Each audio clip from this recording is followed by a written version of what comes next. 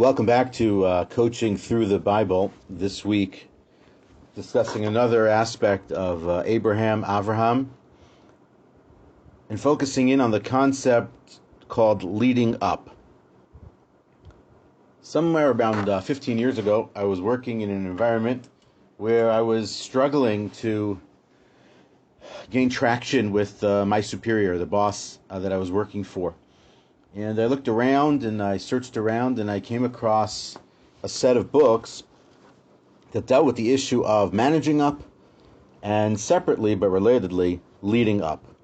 And the idea that someone can have impact from the middle, that someone can lead from the middle and not have to be out front or up front or the number one person to be able to accomplish many things within the confines of a team or a company or otherwise. And I fell upon one particular book called Leading Up, How to Lead Your Boss So You Both Win by Professor Michael Useem, who's a professor at the Wharton School. And therein he has dedicated an entire chapter to prophets of the Old Testament specifically and their interaction and conversations, even arguments with God. And he uses them as examples of leading up when up means towards the ultimate authority, in this case, God.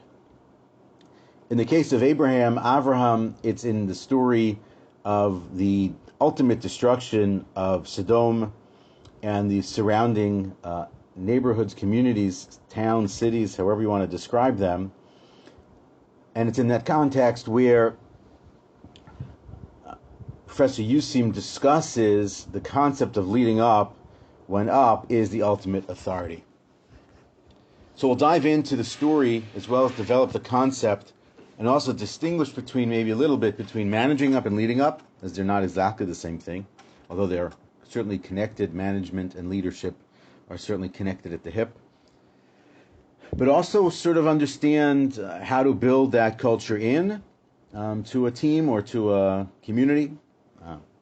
And also how to be that person in the space of Avraham, how to be that person, how to be the one leading up.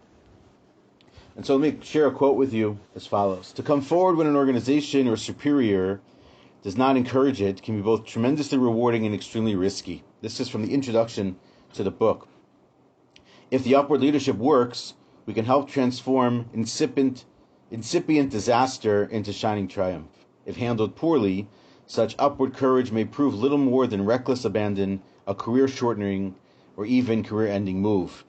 In my case, it didn't actually work, so it's an interesting sort of lesson learned, but it was definitely a lesson learned, and the concept continued to show itself, and in the work that I do in coaching with organizations and with teams, even with individuals, or in just simply conversation or in advice, that idea comes up regularly of people who find themselves in what they'll feel like is middle management without any real space to have impact, to really do anything, and to sort of, when you have the chance to explore it with them and really tease it out a little bit, ask a number of questions about what's going on and what they see and how they see things, you're able to pinpoint a couple of areas where a person can improve, a couple of areas where a person can have some forethought and some planning, and perhaps in opportunities where they present themselves for a person to lead up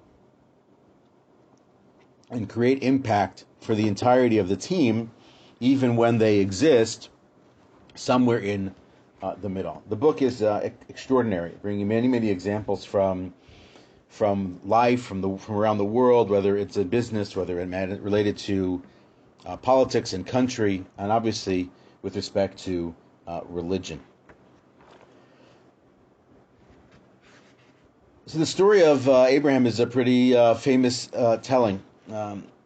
After the guests are leaving his house and on their way to the city of Sodom, God has this sort of moment where God is, on the cusp of destroying these towns, and he's asking out loud, do I include Abraham in these conversations? Is he part of this? Should he participate in it? And the answer that God provides is absolutely, absolutely yes. He has to be part of this conversation. He must be included. He must be told about what's going on. And it's really well laid out. God sort of makes the business case, if you will, as to why it is that his great disciple should be included in this conversation. And to just share with you the language that God uses, "Hamechaseh ani me'Avraham asher ani oseh." God asks out loud, "Shall I cover up from Abraham that which I'm about to do, that which I am doing?" Well, you could say, why not? Why not just get it done, and then it wouldn't actually be a story here? Or, sure, you should tell him, but what's the point in telling him? Why are you telling him? What's the goal in telling? What's the expectation, perhaps, in telling him? Which is also part of the logic and the thinking that comes in response when Abraham and Avraham actually begins to respond to God.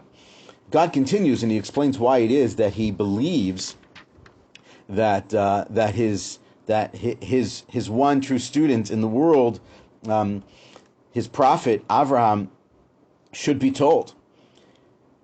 The first thing he says, he's going to become a great nation, and all the other nations are going to be blessed through him.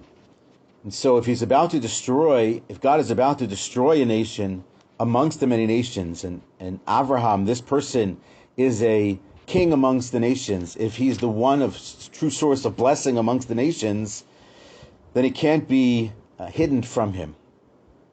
Additionally, God continues and goes further, and he brings up concepts of justice and righteousness, and the idea that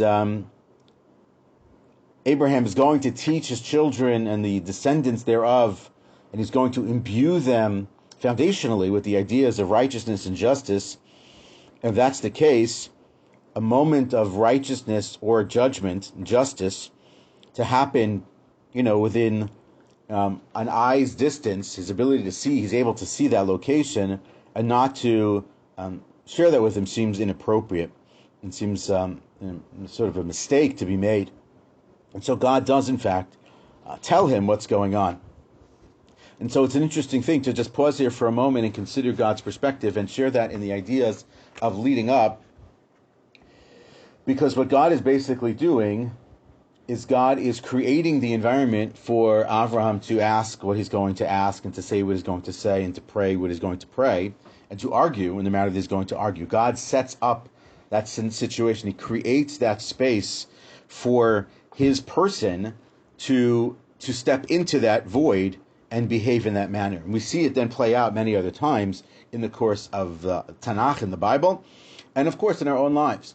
And so it's important, if we are leaders on our own teams, to sort of learn the lesson from God, in that it's upon us to create cultures and environments where leading up is possible, where somebody who is not in charge, someone who is not number one on our team, has the space and should feel the comfort zone of, I'm using the comfort zone, I know I spoke about comfort zone a couple of weeks ago, but should feel comfortable in an environment where they can actually step forward and share an opinion where they're leading up, where it's maybe beyond, in theory, beyond the space that they occupy, but because you're creating that kind of a culture and that kind of an environment, they can actually feel comfortable.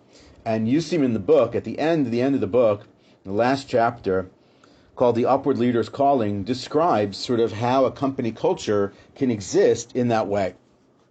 The first thing he says is you identify managers for development. So you're looking for people who you feel have shown some capacity for this up and down the ladder, whether that's up towards leaders or down towards subordinates and other people on their team or even peers, and to coach that and develop that and really make that something. The second criteria is that coaching piece is really creating an environment where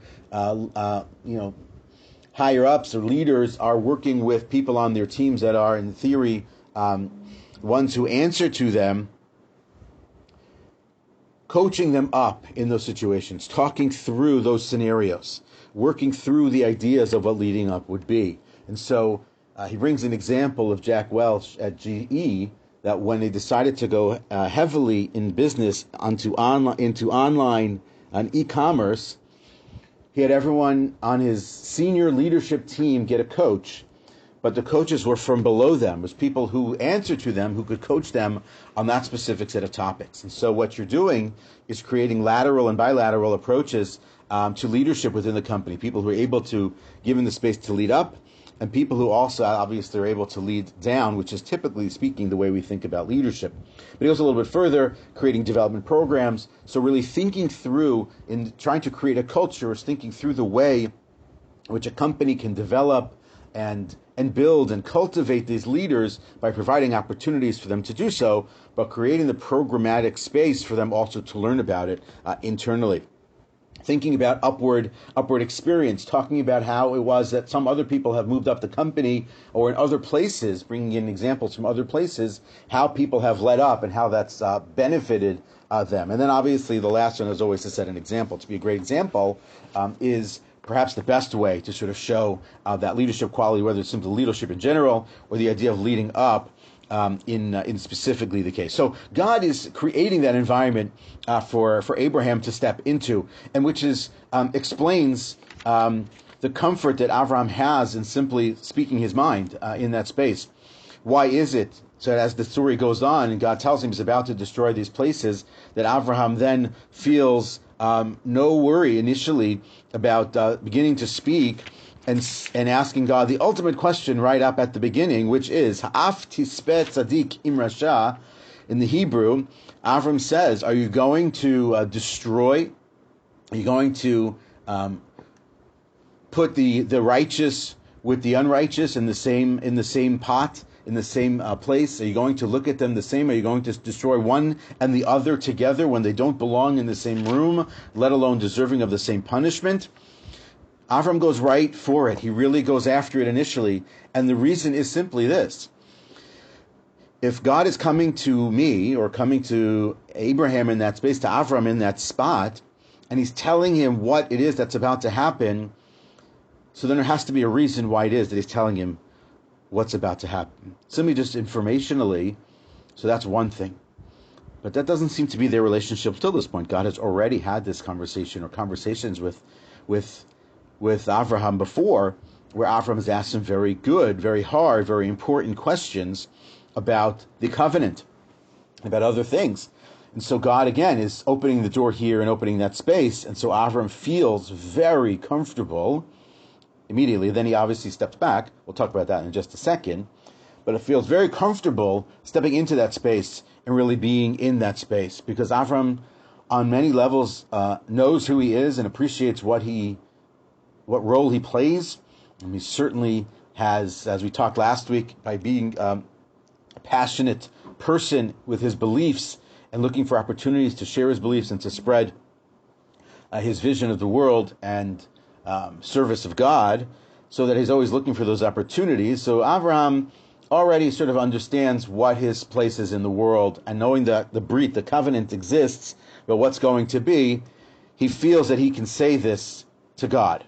Now, how he goes about sort of laying his case and how he goes about trying to provide explanations or reasons or scenarios wherein God wouldn't destroy these places is perhaps beyond the scope of what we're looking for, except for when it is that he steps back, where Abraham steps back and he steps back into his space of humility and appreciation that he's not God, and that God ultimately has the capacity to make these decisions, to separate and distinguish between the good and the bad, the evil and the righteous. But the conversation plays out back and forth because God is giving Avram the space. Avram is taking the space and really having the opportunity to lead up. As Malbim writes, God appreciates that Abraham is the funnel. He's the channel by which spirituality and godliness is coming into the world. And so he needs a person like Abraham, like Avraham there in the world to continue to bring that down into the world. Before him, there really isn't anyone doing that. So it's sort of Avram on some level, if you want to sort of imagine it, Avram is sort of pulling it down from the heavens and bringing it into the world and sharing with other people.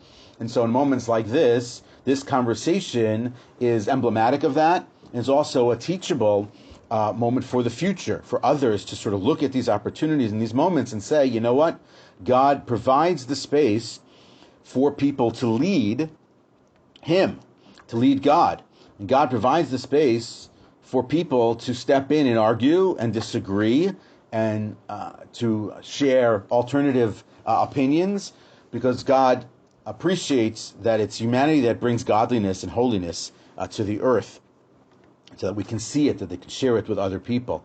And so these are sort of what's going on here. On one level, it's God providing that space, and the leader in the modern world creating spaces for people to lead up.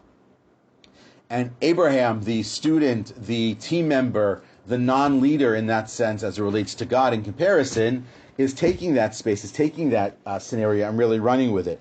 Yusim writes in his book the following lesson in leading up from Abraham, from Avram. Even when you report to the ultimate authority, it is your solemn duty, and in this case a sacred one, to give your best counsel, render your best judgment, and persist in the expression of both, whether such upward leadership is specifically sought or not. A person has to be extremely careful, obviously, when they want to lead up, and they want to step into these voids, and they want to provide leadership in those roles. As I said at the beginning, it is a risk. There's no question that that's the case. But a person also has to be prepared for that. So whereas we learned lessons from one side, from God's side, let's learn a little bit from Avram, from Abraham's side as well. He's prepared for this conversation. He has thought about these ideas perhaps before, that he's so comfortable sort of putting it out there so freely and quickly. He is also mindful of his role in the conversation, and it's not personal to him and his family, that even if it's the case that he might be thinking about his family members who live in Sodom, in the family of Lot, he doesn't mention them outright. He stays away from it because he's focused on the bigger conversation, the bigger picture. It's not about him and his family. It's about him and his role in the world and the role of mankind in the world of God. And so he keeps the conversation there, but he's prepared for that conversation. He has been in some of these difficult conversations before. But for a person to sort of be in that space, and for a person to appreciate that space, one, obviously a person has to be seeking those opportunities and looking for them. They're always sort of around us. It's a question of whether or not we're paying attention to that. But to be able to really do that well, to really succeed in that space, first, one has to appreciate that they have to bring solutions to the table in leading up and provide not just counsel, but real solutions for the person in the leadership space where that void exists, to really not just get a task done, but to move the company forward by providing a real solution and not providing additional problems. Being able to solve that problem, be able to create counsel and to provide the advice that the person needs, the leader needs to be led up when, let's say, they're not leading or they need clarity, comes from practice, comes from being open, comes from listening intently. It comes from being a person who cares deeply about the leader, and the leader's success, even if they don't necessarily agree with the person all the time or agree with the leadership style. They don't moan and groan about it, but they sort of take those opportunities as they come. And so for that person in that space to lead up, they have to be, again, prepared, they have to be persuasive, they have to be well thought out, they have to be coachable, they have to be able to listen, they have to be able to communicate well what it is that they're trying to do.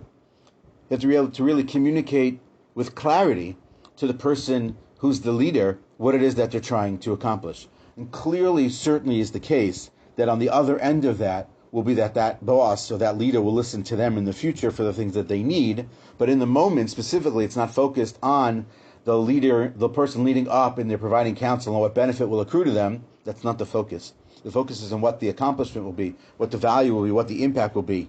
And perhaps the most important thing here is also to appreciate the following thing. One solid but key lesson in the story is that when the story ends, it ends. As Abraham gets to 10, and he asks, if there are 10 righteous people, God, will you do what you're going to do? And God says, if I find 10, I won't do it. Right then the story ends. Abraham's argument's over. The challenge that he accepted has been completed. and they go their, on some level, their separate ways. And ultimately, God decides to destroy the towns anyway. What's important to appreciate from there, the lesson for the individual in the world in which he or she lives and operates, whether that's in their workspace or their home life, is that when they're challenged or when the situation arrives to lead up, so a person can bring their perspective, can bring their clarity, can bring their advice, can bring their thinking, but also appreciate they really have one opportunity at that. And sort of what I saw in a couple of articles called the one challenge rule. When the leader brings the scenario to you and creates that environment for you, they're seeking your input, provide that input. But then out of respect, let it go.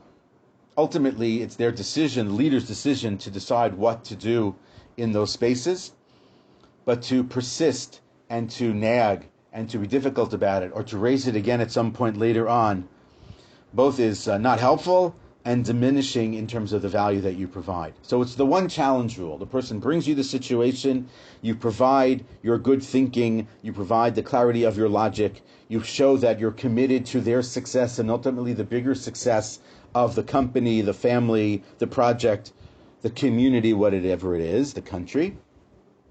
And then they hear what you're saying, they listen to your counsel, and then they move on. And then we don't push it beyond that. Because ultimately, the leader has to make that decision, for better or for worse. And so it's our opportunity to help the boss, to help the leader win, and by virtue of helping the leader win, we win also. But ultimately, it's the leader who has to make that decision, and it's the leader who has to lead.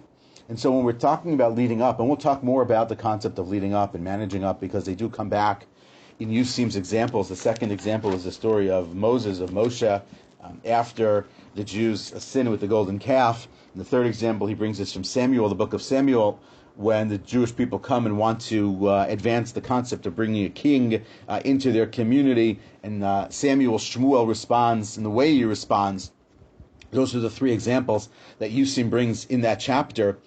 The book is so well worth it for people who are in leadership positions and people who want to be in leadership positions and people who want to lead from wherever they want to lead.